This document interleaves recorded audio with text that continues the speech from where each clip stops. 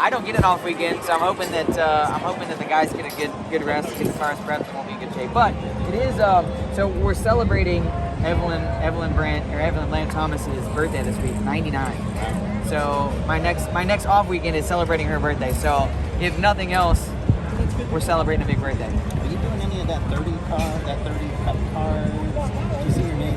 I did see my name with that one. I think the fact that it said a veteran driver and people kind of said, okay, well, who's available? But I follow him on Instagram because I feel like it's cool. I think for me, seeing new owners that are interested in the sport is a big deal. I've seen those guys actually running around the garage and said hi to them. I think they got a lot of work to do to get their program off the ground, but they're excited about it. I'm hopeful that we see another Cup car on the grid, right? That would be cool. We'll see. I don't know. I mean, listen. If it's an option, it'd be a great option. But at this point, I don't know that there's any one particular driver that's been tapped to drive that car, except for maybe I think they have somebody that they have in mind for the Roval. But other than that, I don't think they have a driver in mind. So we'll see what happens. So just kind of walk us through that final stage for you. And I know you had a steam appeared, but then lap cars got in the way. Yeah, I mean, it was just kind of a few errors that kind of put us behind. I came to pit road as kind of one of the first leaders to come down. Yeah. And I came down because we were catching kind of a big group of lap cars. And when I came back out off the pit road, I was actually I merged literally right behind the same group of cars. Yeah. And that really was a difference maker. I almost would have been better off to pass them under old tires and then come later. But, how do you know, right? You hope that you leapfrog them and you get out in front. But we didn't do that. And then from there, it was just kind of hanging on. I thought we could make some pretty good runs on the 54 there, but then kind of got caught up and just got behind. So, I'm looking at equally as much as myself, but as a 7 car, if we could have cleaned up the few mistakes we had today, I think we have a lot better shot at winning the race. But we still had a great day and come home P2. I mean, we played the right strategy, we did all the right things, just came up a little bit short. It seems like there's not much that's slowing junior motorsports down, like as a whole right now. You guys are just constantly leading and finishing in front. Well, a flat tire on the one was slowing him down, unfortunately. As in a group organization. No, I know what you're saying. Honestly, I'm proud of our team, proud of the organization, proud of Chevrolet, proud of Hendrick Engine Shop. Everybody's doing a great job. Obviously the 54 was fast today. They did a fantastic job. They played the strategy right as well. And I think whoever was going to be out in front and have that clean air at the end had a great shot at winning the race. And unfortunately, just wasn't us today.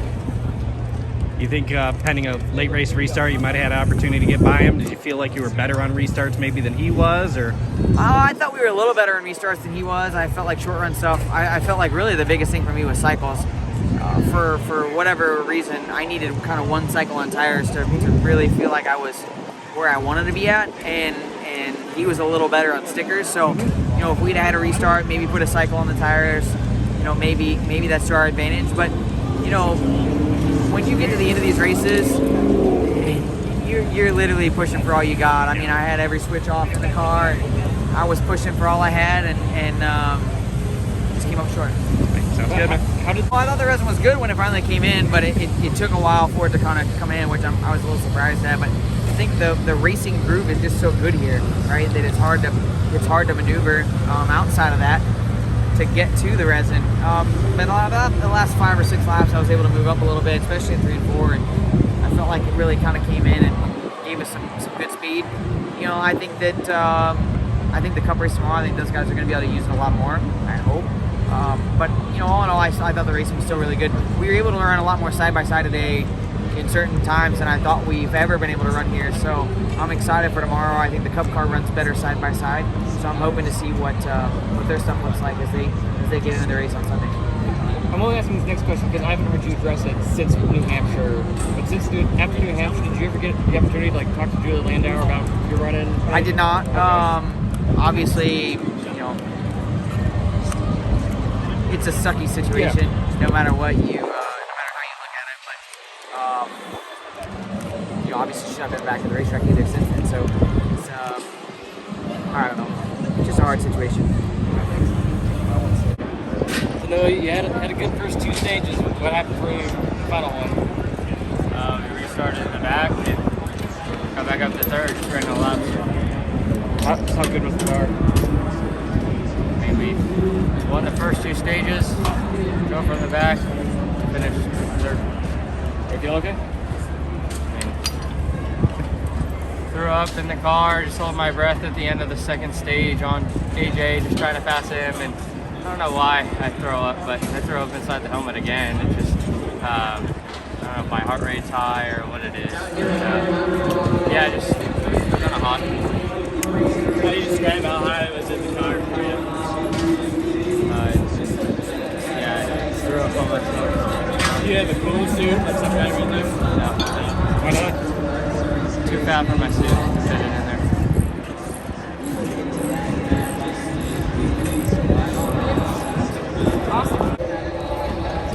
Obviously, you had a pretty good finish there. What more would you have needed, or do you think you could have potentially got an opportunity with a late race restart, or you think that might have hurt you guys? Or Our restarts were pretty good all day. Our last one was a little rough. I was hoping I would have pushed the team better and got to a weird bind there, shifted and everything. And so I would have liked to have had a late race restart to bunch it all back up. It's tough to, as a driver, to see how everything is working. Whenever you get in those cycles of green flag stops, you don't know exactly where you're stacking up against everyone. I think I was a little conservative getting to pit road under green, but obviously you definitely don't want a penalty either to set you back that late in the game too. So I think we made all the right moves we did today. We just missed it by just a little bit. yeah, hey, fair enough. Good run, man. Thank you. Breathtaking. I held my breath a lot during the first couple laps, to say the least. Cars drive totally different. They don't drive anything like the Xfinity cars. Xfinity cars, you can feel like the rear of the car move around and like skew out and get yawed out, and you don't really feel that in the Cup car. So something to definitely get used to. I'm going to have to take all 200 laps tomorrow to figure it out. So breathtaking, but not in a good way? Yeah, in a good way. Oh, in a good way. In a good way. In a good way and a bad way, I guess. I felt just really on edge the whole time, and I didn't know where the limit of the tire was, so it was interesting, that's for sure. What surprised you about it? I think the steering surprised me, like how fast the steering is. Doesn't feel like you can really get the cars yawed out any. They like to be driven pretty straight, so I don't know. It's weird. It's definitely weird. That's the best way I can put it. So, want to finish 200 laps. So, what was it like for you going back and forth between the cars today? It wasn't bad just because I didn't run that long in the Cup car. Kind of used to the sequential shifting because I used to run a Legend car a lot in my younger days. So, it almost feels like I'm at home when I'm, shifting like that. So I just got to keep it in my head all day tomorrow to always pull back. Don't try to go to third and run it like a Xfinity car. So obviously hot in the Xfinity, and I'm sure it's hot in the Cup car. Which kind of a little nervous about the heat for tomorrow in that Cup car? Not too bad. I feel like I do a good job of hydrating. Right now my ears are ringing for some reason. I ran some different earpieces and it's got my ears ringing really bad, so I don't know if like my equilibrium's off or what, but hopefully the ringing stops here soon and I can rehydrate and be ready for tomorrow. Ready for tomorrow. Right. Good run, man. Thank you. We are nonetheless joined by our race winner of the 30th annual New Holland 250, Ty Gibbs, driver of the number 54 Monster Energy Toyota for Joe Gibbs Racing. Ty, another great win, team win on this one. Obviously, pit strategy important. You hold them off. Just talk to us a little bit about the run from your perspective, the decision on the pit stop, and how you guys got it done. Yeah, I feel like I'm very thankful and lucky to be, not lucky, I'm very thankful and blessed to be able to work with the pit crews so much. I work out at the race shop at Gibbs Racing, and all of our pit crews kind of go through there every single day. My cousin actually is on the 20, he's a changer, and so I got to kind of be around them so much, and I've been very thankful, blessed to be around them because they work so hard. I feel like that kind of makes me relentless towards racing and everything. So I'm very thankful to be around them. They work so hard. I have a very blessed team and a blessed organization around me. I've got great trainers at the shop keeping me in shape. sometimes it's why I look good when I get out of a hot race car. So, thank you. All right, on that, we will go ahead and open it up to the room for questions. So if you have one, raise your hand. We'll be sure to get a mic and over to you. So we'll start right here with a couple down the middle. Taylor DeSarmo with MLive. How would you rate those donuts out of 10? And did you blow a tire or two doing those? I think I blew a left rear, but I feel like that was cool. I had the steering wheel out the window. I was trying to be like Kyle Larson, so I kind of look up to him, and he's won here a bunch in Fontana, so he's really good at these tracks. So I just thought it was cool. I was just a little tie in there, trying to get it all. So I thought that was super cool.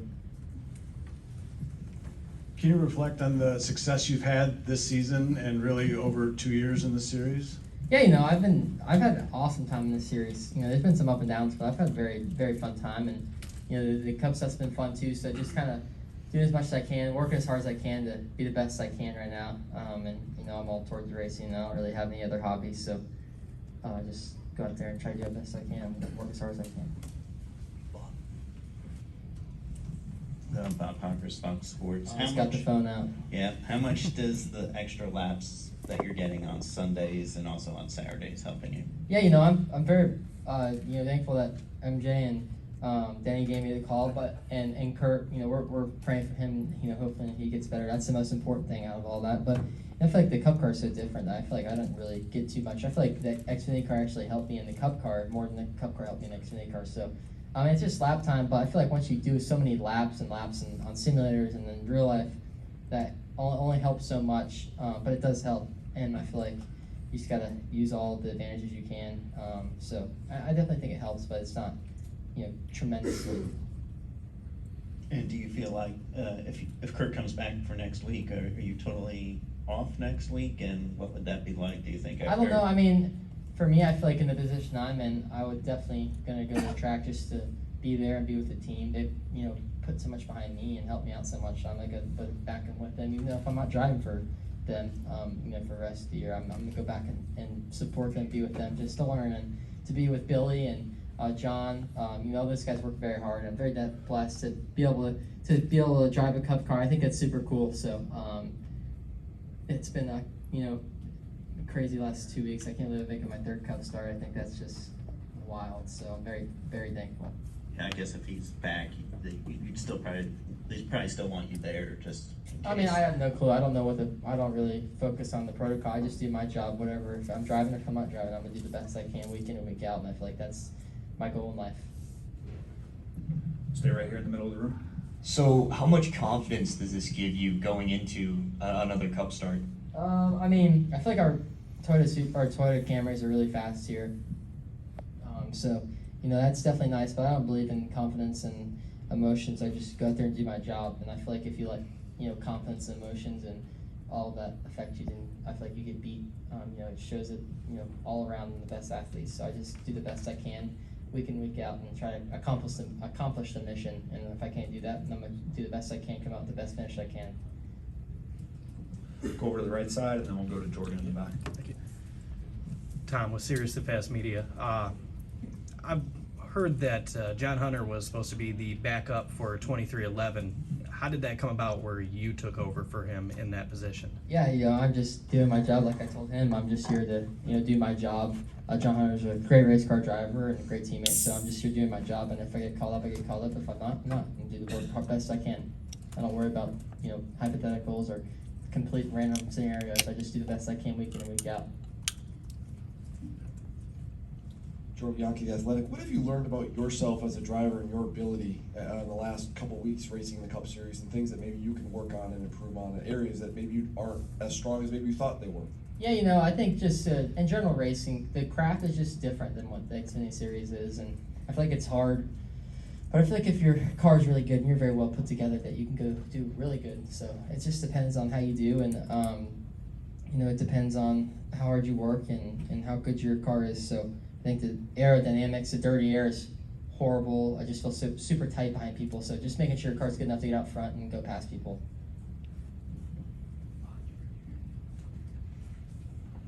Kevin Schwartz with Supercars Today TV. So you won Richmond, and then we had Martinsville, and then you went the biggest gap you had gone between race wins, which was I believe 8 or 9, and you're back to winning again. And I'm sure a lot of drivers take 1 out of 8, but what happened in that time frame? What kind of learning and experience did you have? I mean, I feel like I learn a lot, but the experience is just same thing every week. Just work as hard as I can. I don't believe in hypotheticals or scenarios. I just go do my job. And I mean, I believe in scenarios like playing out strategy, but besides that, I don't worry about all the other stuff. There's other people to worry about that. I just do my job, and if I let that stuff affect me, then I'm wasting my time on it. And then last year in the Xfinity race here, you finished 13th, and now this year you won the race. What's the difference?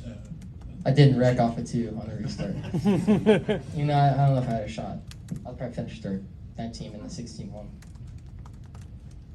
right, so we'll go to Daniel here in the front of the room, and we'll go to the back, and work our way around up to Dustin in the front. Daniel McFadden, Frenchers.com. Ty, what has been your weeks been like leading into the last 2 races? Like, how are you balancing your time, getting ready for both series? Just more time in the simulator, more work. But besides that, it's the same thing week in and week out. I've told him and him and him. It's just I do the same thing and work as hard as I can. It's okay. I just try to do the same thing. I don't really believe in hypotheticals and all that. I just go work as hard as I can, and let other people worry about the stuff that you can't change. And outside, Austin Hill described his first time in a Cup car today as breathtaking. And that was in practice and qualifying. What would you have described like your first few laps in a Cup car when it was under race conditions? Yeah, under race conditions, for sure. Definitely different. I wasn't really focused on how I was feeling. Like I've said before, I don't really feel like I have that in me. I just go out there and I just was trying to figure out how much how much loose I could hang it out before I'd wreck. You know what I'm saying? I'm just trying to figure that stuff out, and I want to go run good. But it's definitely different. I think I've looked up to all these guys, and I think Eric Almirola was pushing me on one restart, and I remember watching him race in Milwaukee and filling for Denny a long time ago, and about winning that. And so I just remember racing with some of these guys is really cool. But besides that, it's just racing. It's racing. Jazz Sharp with podium finish. How has your spiritual journey with your faith contributed to your racing style and vice versa? It's definitely a tremendous amount. I credit all glory to God every week, and I'm very thankful for all Met, and I just try to use my abilities to glorify His name. And I've been blessed so much to be able to race and have great sponsors. It's cool being in here. I watching and growing up and being interviewed by some of you guys. It's really cool too. So I'm just thankful for the route that God's gave me. So it's been awesome. Go to Dustin, and then we'll go to Mark on the right side. Dustin Long, NBC Sports. Ty, can you give me a sense of what a typical weekday is like for you? You talk about working on your craft. Oh man.